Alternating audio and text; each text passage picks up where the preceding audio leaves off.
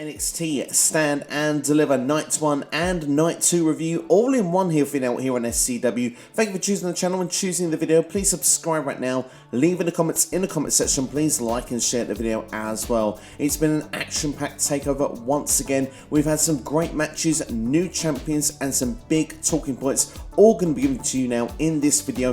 Going to give you Night 1 first and then Night 2. Of course, if you want to jump ahead to anything, go and look at the chapters below in the description. You know where to go to straight in the video. But without further ado, let's go straight into Night 1. And there was a kickoff match. And, well, I mean, takeovers usually deliver. This kickoff match was just like a takeover match. I really enjoyed it. Zoe Stark getting the victory over Toni Storm. Stark managing to counter Storm Zero and then actually getting a small package for the victory. It was a shock win and perhaps a small package used to protect Toni Storm, but clearly WWE and NXT have plans for Zoe Stark. She's been featured prominently on NXT TV since her debut against many of the top stars as well, and sometimes coming out on top like she did here against Toni Storm. Storm, on the other hand, she seems to have fallen off the radar recently, especially since losing the NXT Championship match against Shirai a few weeks ago. She's not really been seen much since, and I think she could have done with the win here. Where does she go from here is the big question.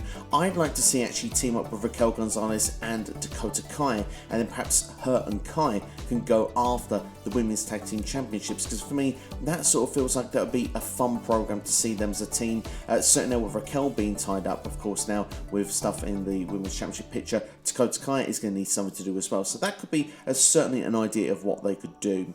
Going into the main show itself then, and we kicked things off with a fantastic match, a technical masterclass with Pete Dunne and Kushida. What I really like this, the counteraction and everything, the transitions of every move was just done so smoothly. It was so nice to see. Lots of counters, lots of submission based wrestling, technical style, you know, with wrist locks and stuff like that. And one of my favourite things of every Pete Dunne match is joint manipulation. Just seeing yourself just quince every time that you know, you see Pete Dunne go for one of the sort of bones or muscles. It just looks quite painful to see. But this was a television match, and of course with the main show here of Night 1 it had to be done in 2 hours because it was on the USA Network along with Peacock.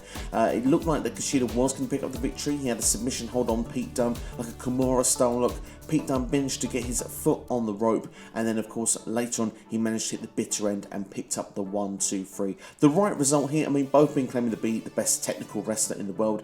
Pete Dunne on this night showed himself to be just that. He had new entrance music as well, which I must admit it felt a bit generic to me, but so did a lot of the new theme entrances on this particular night. Maybe they're growing me over time, but yeah, this is a start here for Pete Dunne. I hope it transitions further into another storyline here, because we can get some great matches with Pete Dunne going forward, technical masterclasses on NXT. We had then next with the Gauntlet match, which was quite interesting to see. Of course, this was a Gauntlet eliminator match, so it wasn't one-on-one, someone eliminated, then the next person comes down. It was someone would enter every 3 minutes. So it was a bit like Aztec Warfare if you used to watch Lucha Underground. It's a fun concept of a match, and I really enjoyed the way this played out on NXT. We had Isaiah Swerve Scott actually attack Leon Ruff as Leon Ruff was making his entrance to the ring. These two were the first two in that Gauntlet match. They were quickly followed by Bronson Reed, who was entrant number 3. Entrant number 4 was Cameron Grimes, and what I really liked with Cameron Grimes is he was splashing the cash very quickly, looking to get a partnership going with Isaiah Swerve Scott, handing him some money, and Swerve, you know, he didn't swerve it, he took it. He quite happily had the money in his possession. They seemed to work together for quite a bit of time. Just as an entrant number 5, Dexter Lumis, was entering the match, Leon Ruff was eliminated, which was a bit of a shame to see because the camera seemed to miss it. We didn't really get a full indication of what it was, but Leon Ruff was the first one eliminated nonetheless. No one was eliminated though after that until we got our next entrant in, which was the last entrant, LA Knight, and of course he cut a fantastic promo on the way to the ring, just cutting into everybody, and it really is like listening to The Rock when this guy talks. When he talks, you listen. It's really one of the major strengths of LA Knight, and I really think he can go places here in NXT. But rather than pushing him straight to the top of the card, they've pushed him in the mid-card area. I think that's the right move right now for LA Knight. Let him build on the audience. Don't just throw him straight in the deep end. Let him get there, and he can really build that momentum. I can see it coming forth, and he picked up the victory for the next elimination. Of course, he actually eliminated Dexter Lumis. Looked like he hit his silencer finisher on Cameron Grimes, but instead he was rolled up for a 1-2-3 and he couldn't get out of it. So LA Knight actually eliminated him, but everyone else then saw the benefit of LA coming in last, so they all teamed up on him. So LA Knight was next eliminated from this gauntlet eliminator. Dexter Lumis then having an altercation with LA Knight on the floor. Looks like it's going to start a program between them two. Dexter Lumis and The Way looks like it could be on the way out, which for me was a surprising decision. I thought Lumis was winning this all day long with the build-up going into TakeOver, but no, it looks like perhaps now they could be going on different paths. But we went to the final three then, and of course Isaiah Swerve Scott and Cameron Grimes were on the same page. This seemed to go completely the opposite direction now. These guys, every man for themselves. Of course, Bronson Reed was there with them, but Isaiah Swerve Scott got the pin on Cameron Grimes next, which left the final two of Scott and Reed. Fantastic final altercation between these two, and it really felt unpredictable once the favourites of the match had been eliminated. But in my opinion, the right winner came out on top, which was Bronson Reed here with the Tsunami Splash from the top rope. Always looks so impressive when he hits that splash, and Bronson Reed, fantastic win, gives him that opportunity to take on Johnny Gargano on night 2 of TakeOver, both staring each other down after the victory. Match 3 on the card was Volta against Tommaso Ciampa. Great to see Ciampa had shaved his head, gone back to the Blackheart style gimmick, ditched the pants and back to the sort of briefs they had previously. It's just that look of Ciampa. I mean, the fact is he just looks like the guy that we saw before, that we recognised in 2018. We wanted the Blackheart back, and by God in this match we got it, because Volta as well, fantastic performer. Both of these guys, their chests at the end of it, good God, they look like they've been on a sun sesh, to be fair. I mean, they've been snapped to high heaven, both red raw at it. But with the chops, just to show how impressive they are, Volta, a fantastic spot outside the ring, went to actually hit a chop, missed it. His hand went and broke through the top end of the table. I just thought it was an impressive looking spot. It really sold how painful, I mean, they're painful when you hear those chops, but just to see like it miss and have an impact like that, it was a cool visual to see for us at home. But no, this was a really good match. This is my favourite match actually of all of TakeOver. I think that was absolutely superb. They had about 16 minutes together in the ring. It wasn't as good as probably some of other Volta's matches with maybe Ilya Dragunov or Tyler Bate, but this didn't have as long. But I tell you what, it made an impact. Both of them hard hitting, physical match. What I really liked as well, Tommaso Ciampa must have gone for about like 17 clotheslines, and he just run into a chop, and that was it. He was down on the floor. But no, Volta, he hit 2 power bombs, and usually he can get a pin on that second power bomb as he hits a cradle into a pin. Ciampa managed to kick out. Ciampa hit his finishing move as well on Volta. Volta kicking out also, and it just looked like that maybe Ciampa might be able to get a victory here, but no, he was thrown around the ring once again, and then actually beaten by just a single chop from Volta. And it just goes to show, when's the last time a match finished with a chop? It just sells Volta. All of the moves that Volta does, he's just a real throwback, and arguably his matches are fantastic. It gets to the point you really have to start throwing the argument out there. Is Volta one of the best wrestlers in the world right now? Because every time this guy goes in the ring, I mean, he's faced Pete Dunne to win that championship. It's match of the year candidates each and every time. Certainly match of the night every time this guy goes in the ring. And I just thoroughly enjoyed this, and everything that this guy does, it's sold to perfection from the other superstar as well. He's highly protected. He's been champion now for what, 2 years, and he's not been defeated as well in WWE, really, apart from that one time in Survivor Series. This guy is just, he's on a roll, and yeah, Volta, absolutely superb. The match was fantastic. Even the story, the hard hitting, everything about it, absolutely loved it. I also loved that the vacant match next down for the Triple Threat Tag Team Championship match for NXT. Of course, Danny Burch and Oney Lorcan had to vacate the titles, so the 3 teams we had in were the Dusty Cup winners MSK. We had the grizzled young veterans in there as well. Of course, they were finalists in the Dusty Cup. And Legado del Fantasma, who I thought looked really good in the match as well. They hit a very early on coast to coast, which was really cool to see that, both of them doing that. Very impressive stuff. This match was just superb throughout. I just really enjoyed it, especially we got to that latter third of the match. There was just great storytelling, great emotion in there. Grizzled young veterans just looking to attack Wesley's hand that they'd injured on the build-up to this. It took them out of having their tag team championship match before. I thought it was a very clever strategic move. We saw actually Wesley in Shankly's Gate as well, which is the Zach Gibson submission hold that he likes to use, and actually got him very far in the United Kingdom tournament a number of years ago for NXT UK. And Nash Carter's there trying to make the save, James Drake on top of him, having to actually hold Wesley, stop him tapping out. It just looks so good, and you just felt so emotionally invested. You really knew the story that MSK had from their previous coming to WWE, what this meant to them, and the fact that you just didn't want to see the tap out. It was just beautifully done, this, and the way it was executed was absolutely superb. Legado del Fantasma did actually break this up, and at that point the other two teams weren't having none of it. They managed to take Legado out of the match. I really particularly enjoyed what the Grizzled Young Veterans did. I believe it was to Joaquin Wilde.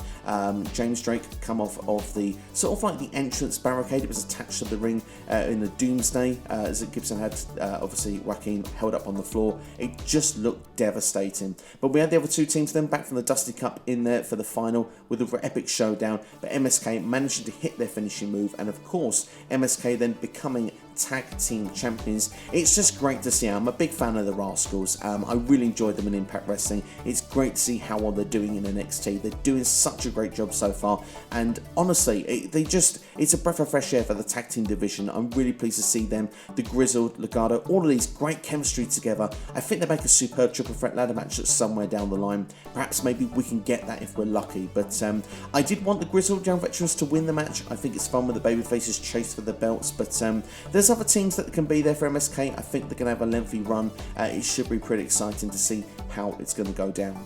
Last but not least then, on night one was Io Shirai defending the NXT Women's Championship against Raquel Gonzalez. Of course, Dakota Kai was with Raquel. She did get involved in the early stages of the match, and some would say the ref should have called for a DQ, but come on, it's the main event of night one of TakeOver. We're not getting a DQ finish. The ref was right. He just sent Dakota to the back there. Usually I find this is a bit of a soft spot. I'm not really a big fan of this angle because it's done quite often in WWE, but this kind of fit for this time, and I thought it worked well in execution, so I quite enjoyed it. And looking at it as well was the match. I mean, the story going into it, Raquel was just attacking Io Shirai and trying to keep her to stay down. Io always coming back for more. I love the fact that this was actually played into the match as well, but Io just wasn't coming back up. She was giving as good as she got.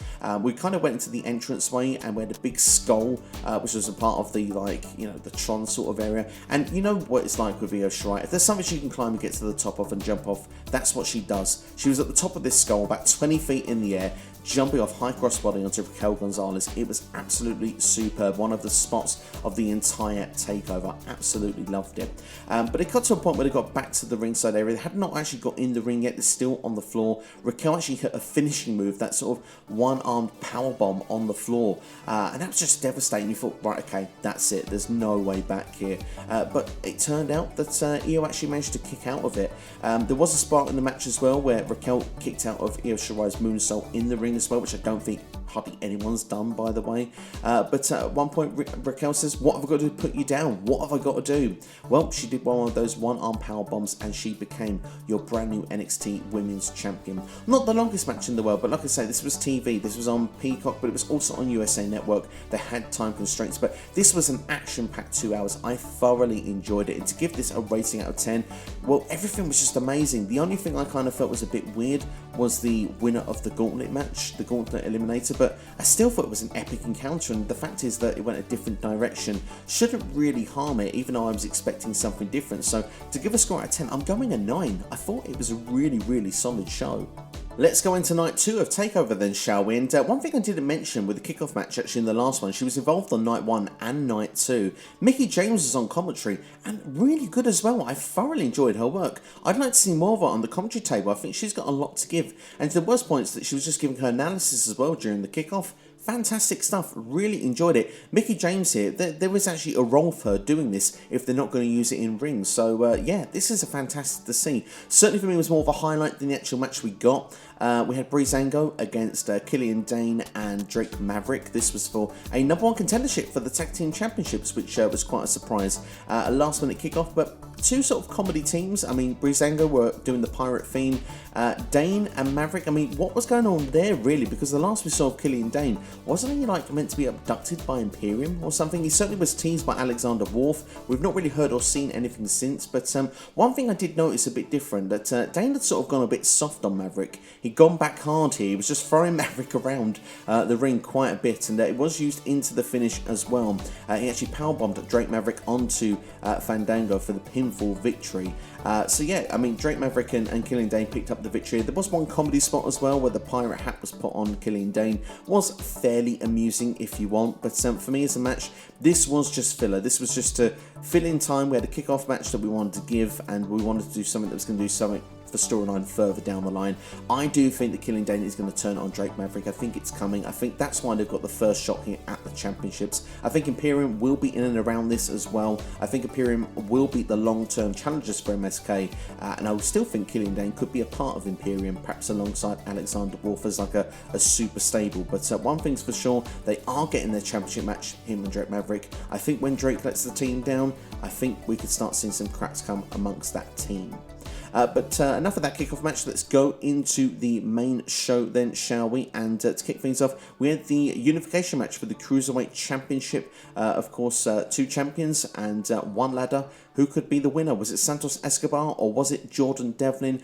Absolutely incredible. Thoroughly enjoyed this match. This was superb to watch. Just some smooth spots with the ladder. And just to see a one-on-one ladder match, we don't see that as often these days in WWE. There's a lot of multi-people, of course, with Money in the Bank, for example, tag teams and stuff. It's not so often you get just a singles match on a ladder, and it just showed that if you've got good chemistry, you can work together in the ring and use the ladder so well. This match can still be just as effective like it was at WrestleMania 10, which I think was the way that this was intended. And there was a couple of beautiful spots in this, particularly the moonsault off the top of the ladder from Jordan Devlin. Just, I mean, the finesse of the way he flew in the air. It was almost ballet-like, let's be fair. It was just so beautiful to watch, and the way he landed it as well, absolutely fantastic. And you do think for a point that Jordan Devlin was going to get the victory until the team of Legado del Fantasma came to make the save.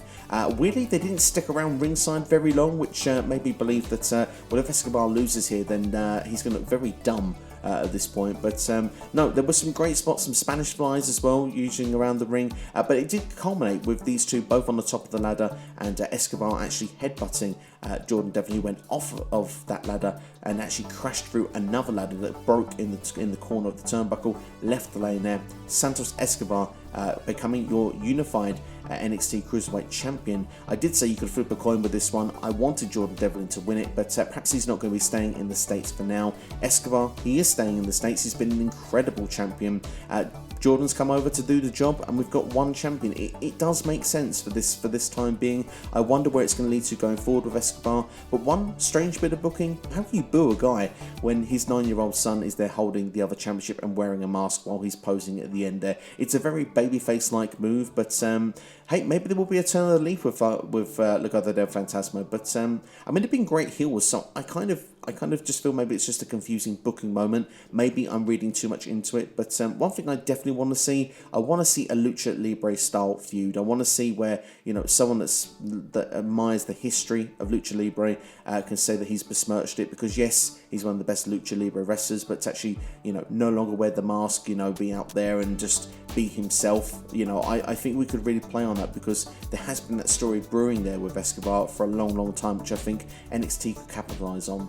Next was the Women's Tag Team Championships for NXT. Of course, the champions Ember Moon and Shotzi Blackheart were taking on The Way, Candice LeRae and Indy Hartwell. Not too much to really shout about with this one, and there isn't really so much that happened. It was just a standard tag team match, nothing to really set home about. There was a slightly scary moment where it looked like that Shotzi Blackheart was going for like a suicide dive between the ropes. Looked to just completely miss The Way entirely and crash on the floor. The camera was sort of put away for a moment, away from them on the floor, but all appeared to be okay. But for the finish of the match, it looked like we had the double total clips. Ember Moon actually doing it on both of Indy Hartwell and Candice LeRae, and then Shotzi hit her finisher from the top rope to pick up the pinfall. And yeah, still your tag team champions. Not much to shout about here, but the champions, they needed to retain those belts. They need to have a strong champion holder for now, and yeah, Shotzi and Ember seem to be doing that role perfectly. So yeah, filler more than anything, but still rather enjoyed it. Next match was Johnny Gargano defending the North American Championship against Bronson Reed. This was a solid match, especially the second half of it. Lots of near falls. It certainly got more interesting and entertaining as it went on. But of course, Johnny Gargano hit his finishing move a couple of times to get the pinfall. It's like, he does that springboard over the top rope to hit an inside-out DDT. The second time he hit it, he managed to get the pinfall. But Bronson Reed did look good here on pay-per-view. It's just a shame, though, because I started to wonder for the first time if Johnny Gargano really needs that North American Championship. Maybe it would have been a good opportunity for... There's so many of these sort of mid to lower card guys, and Johnny Gargano's done everything he's possibly to do, and maybe Bronson Reed could have done with that rub on this night. Maybe it was the wrong move to do, but Johnny Gargano is still the champ. He's still thoroughly entertaining as the champ. I loved the sort of Iron Man attire he had coming into the Capital Wrestling Center. That was a lot of fun to watch. So yeah, overall I thought that this was solid. It did what it needed to do, but I would argue maybe it wasn't necessarily takeover worthy if I was being slightly critical. Match 4, and of course we're going for our co-main event here, the NXT Championship, Finn Balor against Karrion Kross. It's not the first time the NXT Championship has been match 4 and not the main event of the show, if they think they've got a rivalry that's probably more impactful to put as the main event. So I've not really got anything against this being the placement it was. I really enjoyed the psychology and strategy of this match with Finn Balor and Karrion Kross. Of course, Finn Balor saying that when Karrion gets emotional, he gets sloppy, and you could see from the get-go that Finn Balor was trying to get the emotion, trying to get the anger out of Kross making the first one or two mistakes, but before long the power game came in from Karrion Kross and was dominating the match for a while. But I was surprised. Finn Balor looked very strong in places, actually attacking on the shoulder of Karrion Kross and actually getting quite a few submission moves and really hurting Kross as well. This wasn't like your run-of-the-mill sort of squash match of putting Kross over. Finn Balor has been Mr. Takeover. Arguably, he's got one of the best takeover records of anybody, but unfortunately he couldn't get the victory here. It looked like he had a great abdominal submission on, but Scarlett managed to actually fire up Karrion Kross in this move. He managed to break out of it. Loads of sort of strikes to make sure that Finn Balor was pretty much knocked senseless. And then, of course, he did his sort of running sort of forearm at the back of the head. And Karrion Kross is your two-time NXT champion. I would argue that this match was more psychology angle, and it was a good story that was told throughout it. Execution, I thought it was decent. I think Finn Balor is on another level. I think Finn Balor has been a fantastic NXT champion, and I really wonder what is next for Finn Balor in NXT, or if he should go to Raw or SmackDown. I personally hope he stays in NXT. I just think he's doing fantastic work there. I still think he could actually be used for good storylines in NXT. I may do a video on it, to be fair, separately, rather than actually talk about it for 5 minutes here, but I think Finn Balor's been incredible. Karrion Kross, look, the writing was on the wall really for him to actually win the championship. There was plans for him when he won the belt last time. There will probably be plans this time. We may even get a rematch with these two. Maybe we will see the Demon come back for the Prince, because the Demon was sort of actually pictured on Finn Balor's entrance, seeing a lot of his takeover moments actually come up on the Capital Wrestling Center sort of Thunderdome scream. So don't rule it out. It could something that could happen. But this match was good. It wasn't great, but I liked the way, the direction of the story. I liked the way the story was told. As a viewer, I was entertained. Last but not least, I've seen some up and down reviews on this one. The unsanctioned match, Kyle O'Reilly against Adam Cole. This was long. I will agree it was long. I think it's what a lot of people are criticising. They're not actually criticising the wrestlers or the execution, or perhaps even the story of the match. I think a lot of people are saying that this match was too long. Maybe twice the length of perhaps what it needed to be. I really enjoyed it. This is where I'm probably going to stand on the fence, or perhaps on the other side of the fence to other people. I think this was an incredible match. I will argue that maybe the first 10-15 minutes you could have trimmed down a bit, but I like the fact that the way the story told out, and it was violent from the start. I mean, you had steel chairs involved, where the steel chain that was sort of attached to the ring rope. I love the fact that it was actually tied around Kyle O'Reilly's leg from the early point, trying to use it as an attack, and then he got caught and put in a figure 4 leg lock. I thought it was really awesome to see. But it got to a point where in the match where I think it really took off, and that's where both of them were sort of sitting on steel chairs and having that stare down, and they had sort of having that beaten up sort of moment. They both end up on the staging area, and they end up both going through the stage, which was a really awesome spot. That really got my attention. But it was slightly spoiled afterwards. I mean, Adam Cole then kicking the side of it once he got out to try and get Kyle O'Reilly out of there. It just made the set look a bit cheap, which you can see as it goes further along. It doesn't have that material, but yeah, it's supposed to look cool. I'm not sure that did quite entirely. I would have preferred to have just seen Cole pick him out of the whole they'd already created. But going back to ringside, I mean, with the brainbuster on the steel steps, the TV monitor being hit there, there were some really awesome spots being done here, and it looked like that, you know, Adam Cole wanted to finish Kyle O'Reilly for good. I mean, we saw a steel chair turn upside down, and of course Adam Cole saying that he was better than him, always going to be better than him. Always that classic line before, you know, the other babyface is going to come back and sort of get the victory. Of course, Adam Cole was hit. He ends up laying on top of this steel chair that's the wrong way round, sort of throat sort of leaning over it. Once again, the chain is put around the leg of Kyle O'Reilly to hit a knee drop off the top rope to Adam Cole on this steel chair that's the wrong way round. It looked absolutely brutal, and it was a perfect conclusion to this match. I thought particularly this match was fantastic. I do think some of the critiques that have been given to it is slightly harsh, especially when people say it's perhaps 20 minutes too long. I would say if you're going to say it was too long, I would say probably the first 5-10 minutes, you could have trimmed that to a couple of minutes and then go from the spots where sort of the weapons come in play. Because for me, it's a long drawn out storyline, and I think perhaps with fans, maybe that's where the critique comes in, because Capital Wrestling Centre, we've got few fans, so maybe that's probably the issue. I think if this is in front of 12,000 fans, you know, 15,000 fans, you're talking match of the year here. Like, this was absolutely incredible. Both guys gave absolutely everything here to you, and I honestly think that there's two ways it can go. I mean, Adam Cole at the end of this show was carried off in the stretcher. You know, is he done in NXT? Is he going to Raw, SmackDown? Or is he going to come back for revenge? I know which one I prefer. I want him to come back for revenge. I want to see these two continue this story, because I think this could go on for the whole calendar year and it could be brilliant. This feels like it is Ciampa and Gargano once again, and I'm looking forward to seeing how it's going to play out. In fact, I'm going to come back now to Finn Balor, and I'm going to bring it in here. I think Finn Balor should be, as the friend of Kyle O'Reilly, involved with this feud. Roderick Strong perhaps will come back and be on the side of Adam Cole. We may even get the old UE Fatal 4-Way with Bobby Fish when he comes back involved. Who knows? But I think Finn Balor should be the guy that puts over Kyle O'Reilly at some point once Kyle O'Reilly is done with Adam Cole. That's my personal opinion, because Kyle O'Reilly needs to be put with 2 or 3 major big takeover wins before he would be ready, in my opinion, to become NXT champion. But certainly that would be a guy that I wouldn't mind beating Karrion Kross, because Kyle O'Reilly has got everything in his locker. He's an amazing babyface. He really can deliver things. I mean, I've been really invested in the story as well. So for me, overall, I have enjoyed this takeover, and even on night 2 for me, I'm going to say now, to give a review on night 2 before I give an overall score, wasn't as strong as night 1. I still think it was good.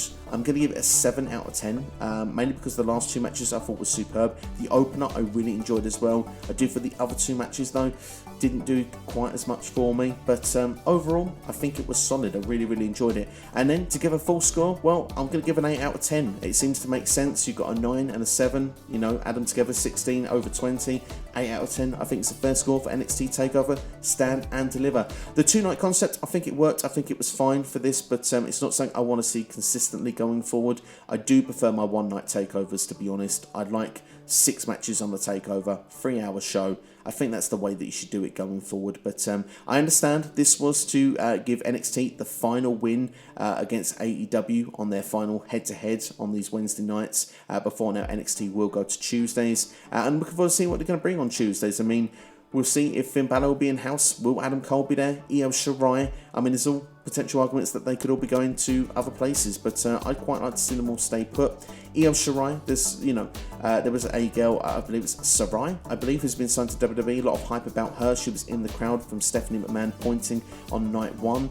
Maybe there'd be a team together going for the tag team championships or opponents. That'd be fun to see. Or even you could see Io Shirai against Frankie. Of course, it's going to be formerly Taya Valkyrie, who will be debuting this Tuesday. Had a couple of video packages playing during TakeOver. Of course, one of them said see you next Tuesday means something completely different in the UK. I'm not sure if that was registered by NXT, because it was then see you this Tuesday the following evening. But yeah, we'll keep it clean. It's family friendly, this channel, so less of that said, the better. But that's all from me anyway. Thank you for watching. Hope you've enjoyed this review for you right here. This has been quite a lengthy review, but I hope you've enjoyed it anyway. It's a bit later up than I wanted to. Unfortunately, I've been really busy the last couple of days, and as much as I want to do content every single day, I've just been slightly held back with giving a review of this show. But you can find me in a lot of places in the next couple of days. Jonesy Chats Wrestling for the SmackDown review. Rated R for Wrestling, I'm going to be on his channel 5 PM be UK time, so that'll be 12 Eastern Time in America on both Saturday and Sunday for WrestleMania predictions on there. Of course, you've got my predictions already on the channel though if you want to see them separately now. And of course, on Saturday night, before the kickoff in fact for WrestleMania Night 1, I'll be on Twitch with Tom Colahue on his channel discussing all things WrestleMania. I'm looking forward to being with everybody over the course of tomorrow talking WrestleMania. But that's all from me. Thank you for watching. So close to 1,000 subs, so please hit the subscribe button, hit a like, and get in the comments and let me know your thoughts of NXT TakeOver. What was your favourite match? What didn't you like about it? What was your final score? And more importantly, will we see anyone go into the main roster after this? I'm interested to know your thoughts. But that's all from me. Thank you for watching. Take care. Have yourselves a great day. You've been watching the CW here on YouTube.